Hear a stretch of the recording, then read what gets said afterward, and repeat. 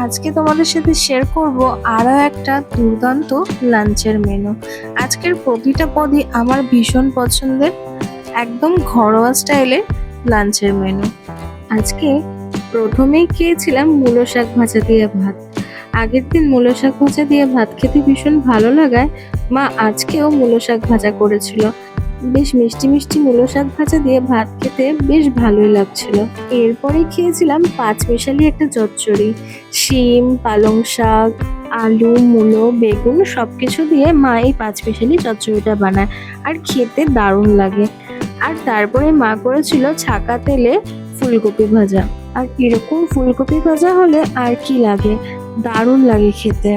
এরপরে খেয়েছিলাম গাছ আলুর তরকারি দিয়ে ভাত।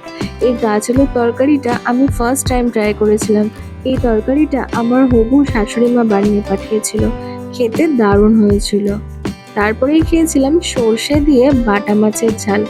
আমি বাটা মাছ খেতে অত পছন্দ করি না, বাট আজকে বাটা মাছটা এত ভালো টেস্ট ছিল যে তরকারিটাও তার জন্য দারুণ খেতে হয়েছিল।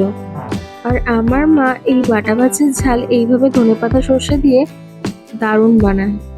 আর সবশেষে খেয়েছিলাম আজকে আমার সব থেকে ফেভারিট সব কটা পদের মধ্যে নারকেল সর্ষে পোস্ত দিয়ে চিংড়ি মাছের ভাপা। এই চিংড়ি মাছের ভাপাটা এত দারুণ খেতে হয়েছিল কি বলবো, মানে ভীষণ টেস্টি ছিল। আর আজকে সবচেয়ে শেষে খেয়েছিলাম আমার হবু শাশুড়ি মায়ের হাতের বানানো ক্ষীর কেক। এটাও প্রথমবার ট্রাই করেছিলাম, এটা দুর্দান্ত লাগছিল খেতে। এরকম আরো অনেক লাঞ্চের ভিডিও দেখার জন্য লাইক, কমেন্ট, শেয়ার, সাবস্ক্রাইব করে পাশে থেকো।